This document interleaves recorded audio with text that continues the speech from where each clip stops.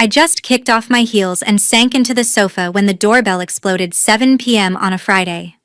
I'm Marley Quinn, and that morning I'd reread the promotion email for the 10th time. Marketing director, $280,000 a year.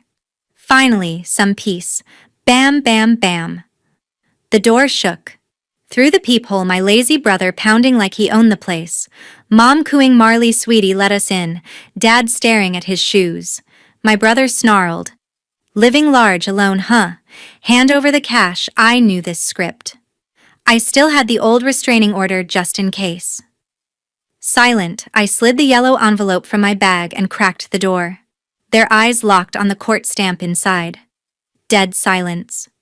If your family ever showed up demanding your paycheck instead of congratulations, smash that like button and subscribe. Part 2 drops tomorrow. They still crowded the wooden hallway, motion light flicking on. Knox shoved forward, first shoulder slamming the frame. 40 grand, Marley. Now. 20 for my online poker debts, those sharks don't wait. The other 20's the down payment on the RV Dad's been eyeing at the dealership off I-84. Dave shuffled behind him, hands jammed in his jeans pockets. "It's our retirement dream," he muttered, eyes fixed on the welcome mat.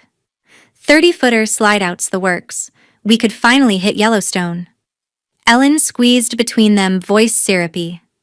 "After everything we sacrificed, raising you, sleepless nights, dance classes, braces. You owe us this, honey." The words hit like old bruises. 4 years ago, right after college graduation, Knox had pried open the safe in the garage of our old split level in Meridian.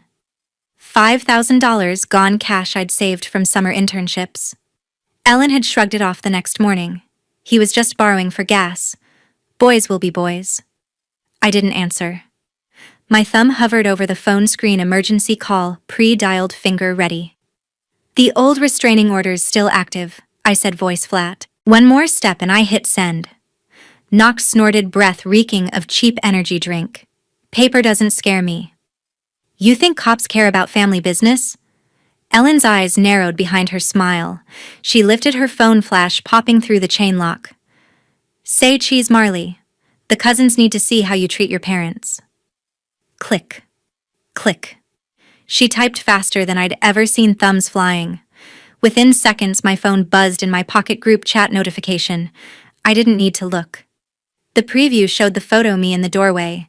Face half-shadowed, caption already live. "Marley refuses to help mom and dad, heartless." Dave finally glanced up, face flushed. "We're not leaving empty-handed." Knox kicked the baseboard, paint chipping. "Clock's ticking, sis. Those card sites add interest daily." I held the phone higher, screen glowing, redial. "Leave. Or explain to Boise PD why you're violating a court order." Ellen tucked her phone away, smile gone. "You'll regret this." She turned heels, clicking down the shared walkway. Dave trailed her like a shadow. Knox lingered longest, knuckles white on the railing. "This ain't over." The motion light timed out. Darkness swallowed them. Old Mr. Bill from Unit 3 poked his head out, silver hair wild. "Everything okay over there?" "Marley, sounded like a darn rally." I forced a nod. "Just family stuff. Thanks for checking." He disappeared inside. I slid the deadbolt, chain rattling into place. Leaning against the door, I listened to their footsteps fade toward the parking lot. 3 sets, uneven rhythm. Knox's heavy stomp. Ellen's sharp taps, Dave's reluctant drag. My pulse slowed, but the knot in my stomach tightened.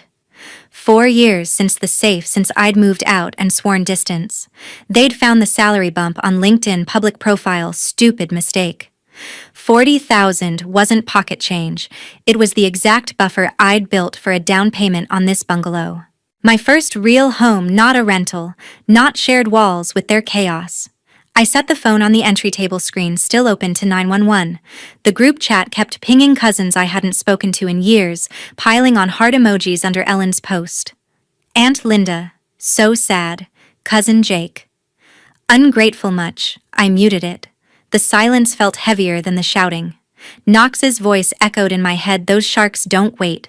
He'd always gambled, starting with fantasy football in high school, escalating to offshore sites by 25. Ellen enabled every excuse. Dave just wanted the RV to escape the arguments, the overdue bills, the life they'd let slide. I walked to the kitchen, poured a glass of water, hands steady now. The bungalow's quiet wrapped around me, hardwood cool under bare feet, the faint scent of the lavender candle I'd lit that morning. My space. My rules. But the photo was out there. The demand was public. And Knox never bluffed when money was on the line. I set the glass down untouched. Tomorrow the office would see the fallout. Sawyer already followed half the family on social. Victor hated distractions. HR forms waited in my inbox like landmines. They thought 40 grand would fix their mess. They were wrong. But they weren't done. Monday morning, my phone buzzed with a text from Grandpa George. The message glowed. Your mom sent a photo. Says you won't give money. Explain, kid. George had always been my anchor, Dad's father. 78 hands scarred from decades wrenching engines at the old Ford garage on Fairview. He'd let me hand him tools under lifted hoods, taught me torque specs before algebra. When Ellen grounded me for backtalk, he'd sneak me to Dairy Queen. I dialed. Marley. His voice gravelly from years of shop dust. Grandpa, she's twisting everything. Pause. Wind chimes clinked on his porch. I'm staying out of it. Click. I set the phone face down. The group chat detonated, notifications stacking like bricks. Ellen's post topped the pile, my doorway silhouette chain lock glinting. Caption: daughter abandons parents facing foreclosure. Send prayers. Reactions flooded. Cousin Mia slapped a crying emoji. Uncle Ray bloods thicker than bonuses. Knox unleashed next. A Reels clip pinged my feed, me striding to the Subaru at dawn, backpack swinging. His voiceover dripped venom, big sis banks millions, little bro sleeps on floors. Real classy. Views spiked past 300. Strangers piled on spoiled exec. Karma incoming. I flipped open my laptop at the breakfast bar, mug steaming untouched. Slack lit up. Sawyer weird email just hit my inbox. Forwarding now. Subject: emergency. Marley Quinn denies aid to hospitalized father. Sender: random string of numbers. Body: dad collapsed at home. Sister Marley, fancy new director, refuses help. Share far. Attached: grainy wristband photo clearly lifted from a stock image. Sawyer had hit reply all to the marketing list before spotting the fake. I traced the breach. My LinkedIn still public bio bragging the promotion. Knox had screenshotted the company team page, scraped every domain address. Classic. Victor's invite landed 1:12 p.m. No agenda. The reels crossed 2,000 views. An old coworker from my internship days messaged, "That video reel, call me." I ignored. Ellen doubled down in the chat, prayer hands emoji, then a GoFundMe link titled, "Save the Quinn Home." Goal 60,000. George texted again. Your dad says the bank's calling, notes. Nothing more. By lunch, the reel's comments turned brutal. Anonymous accounts: corporate witch. Hope her bonus chokes her. Sawyer rang. I'd quarantine the email, but the thread's viral internally. Victor's EA flagged it for HR review. I told her to loop Claire from legal. Hung up. Opened the chat one final time. Ellen had pinned her post, added a poll. Should Marley support her parents? 82%. Yes. I tapped block chat. Silence crashed in. But the damage spread. The reels looped. And George's neutrality cut deepest. 2 days later, a thick envelope sat on the mat. I nudged it with my toe. Manila, no return address, postmarked Boise. Inside: court summons from Dave and Ellen Quinn. Claim $60,000 for ongoing family support plus interest. Attached: 3 forged receipts, tuition payments from Boise State. My name typed in, Comic Sans dates matching semesters I'd funded with scholarships and part-time barista shifts. I photographed every page under the kitchen light, emailed the zip file to Claire. Subject: they filed. Her reply pinged back. Expected. Discovery starts now. Don't respond directly. Sleep came shallow. At 6:12 a.m. the doorbell camera buzzed, motion alert. I checked the app, empty porch. Unlocked the door. Red spray paint dripped down the front panel, pay up or die in jagged caps. The screen door hung slashed mesh curling like ribbon. A sticky note clung to the knob. Mai si hoi han Vietnamese. For you will regret Ellen's petty flourish from her nail salon gossip circle. I stepped back inside, pulse steady but loud. Snapped more photos uploaded to a cloud folder labeled Evidence. By 8, Mr. Hargrove, the bungalow manager who'd walked me through the lease 18 months ago, knocked. Balding clipboard in hand, he surveyed the damage. Marley, this violates HOA Code 14B, 30 days to repair or the board votes non-renewal. He handed over the violation notice stamped in red. I nodded. Understood. Police report filed, security already called it in. He glanced at the graffiti. Sheriff's en route for fingerprints. Claire rang while I brewed coffee. They're pressuring you to settle out of court, scare tactics 101. Classic before mediation. I poured a mug, steam fogging my glasses. The receipts are laughable. My actual transcripts show 0 parental contributions. Perfect. We'll counter with bank records. Pause. Move anything sensitive off-site. Safe deposit box today. I drove to First Interstate Bank after work. The vault smelled of polished metal. Box 217, my name etched on the brass plate. I slid in the original tuition statement, scholarship letters, the old safe-breaking police report from Meridian PD. Locked it. Key on my chain. Back home, I scrubbed paint with industrial remover from the hardware store. Red bled into pink, then gray streaks. The screen door needed full replacement, ordered online delivery tomorrow. HOA group text buzzed. Vandalism update, cameras caught a hooded figure at 5:47 a.m. No plates. Neighbors offered paint tools, casseroles. I accepted the paint, declined the rest. Claire forwarded the plaintiff's disclosure list, Dave's RV brochure circled in red, Ellen's emotional distress diary entries, Knox listed as witness despite the RO. I printed, highlighted, annotated.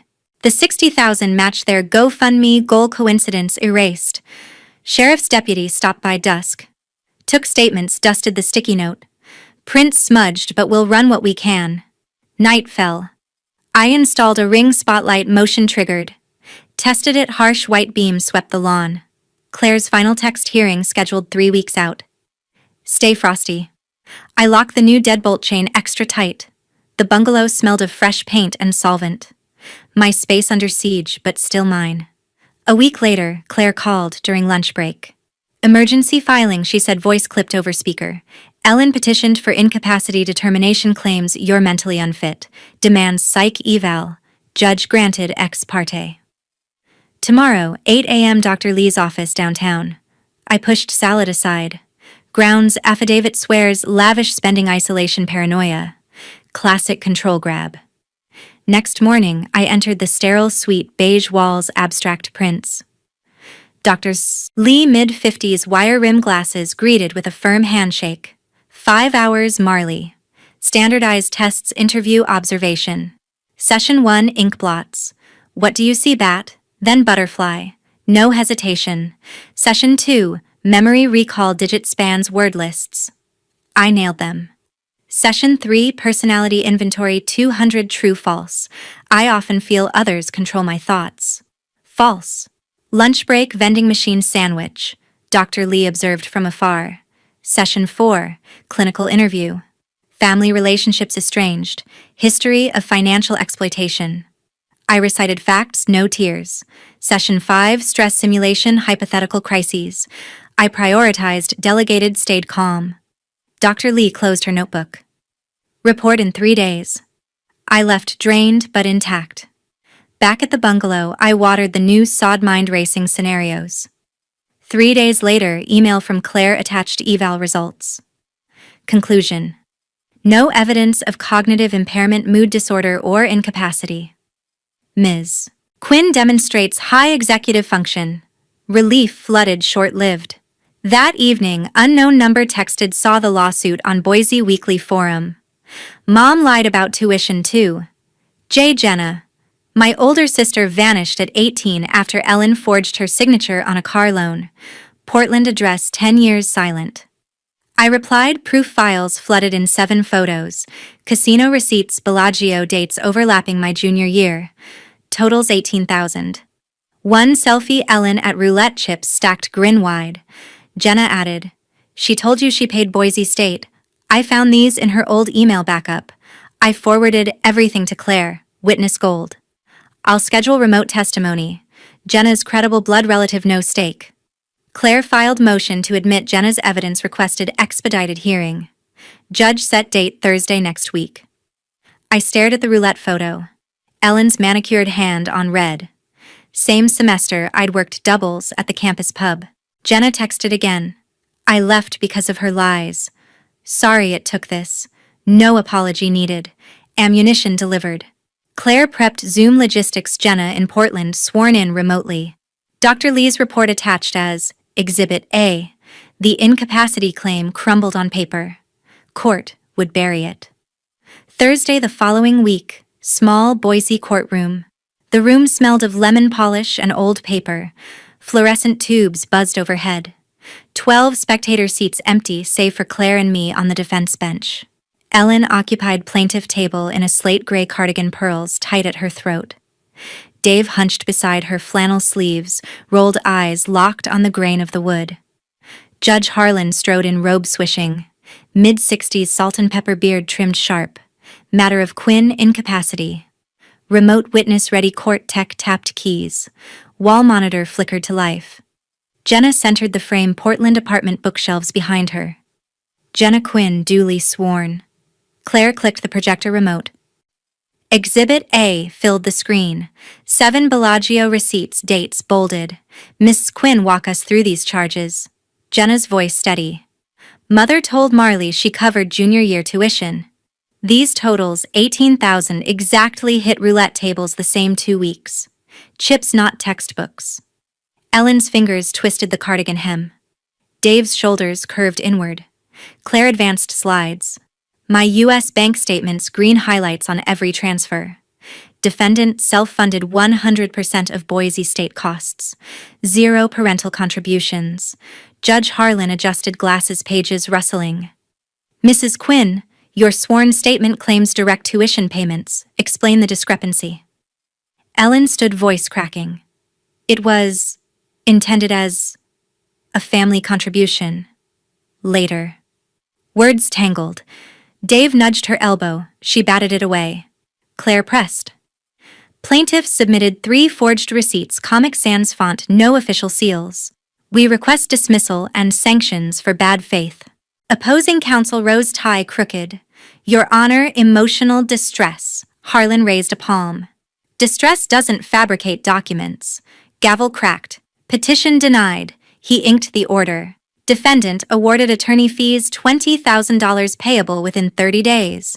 New no-contact order issued. Dave and Ellen Quinn prohibited within 500 feet of Marley Quinn for 5 years. Sheriff to serve.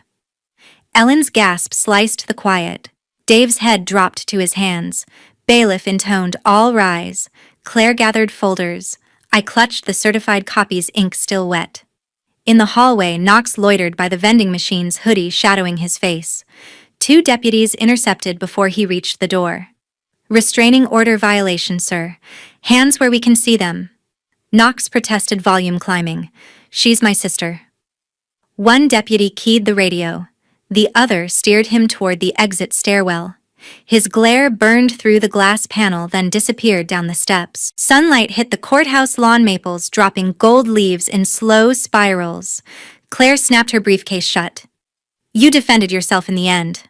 I breathed deep, lungs finally unclenched. Victory stamped, sealed, delivered. 8 months later, I twisted the hose nozzle in the new backyard. Water arced over the apple sapling I'd planted in spring, roots now gripping Idaho soil. The bungalow behind me gleamed fresh paint, no red streaks, no slashed screens. My promotion to VP hit last quarter, 320,000 base, leading the Digital Innovation Committee. Boardroom views replaced pantry whispers. Knox vanished from Boise entirely. Last sighting, a cousin's Facebook post tagging him in Reno couch surfing with poker buddies. No forwarding address, no calls. Dave and Ellen liquidated the RV at a Nampa lot, 30-footer, gone for half, Blue Book to cover the $20,000 sanction. They checked into the Starlight Motel off Chinden. Weekly rates, neon vacancy sign flickering permanent. A plain envelope arrived mid-July, George's shaky script on the front. Inside, single sheet fountain pen ink. Granddaughter, I don't grasp all the details, but I trust you did right. Stay strong. George, no PS. No return needed. Radio silent since. Jenna mails a Christmas card every December. Portland postmark, simple Hallmark verse, her signature only. No phone number, no updates. I tape it to the fridge beside committee agendas. Sunset painted the stucco wall gold hose spray, catching light in tiny rainbows. I coiled the green line hands, dirt streaked, satisfied. The committee launched our first app last month, million downloads, stock bump. Victor toasted at the offsite, Marley's vision. No family group chats, no surprise knocks, no demands. I control the narrative now, chosen routes, deliberate growth. The apple tree will bear fruit in seasons I decide.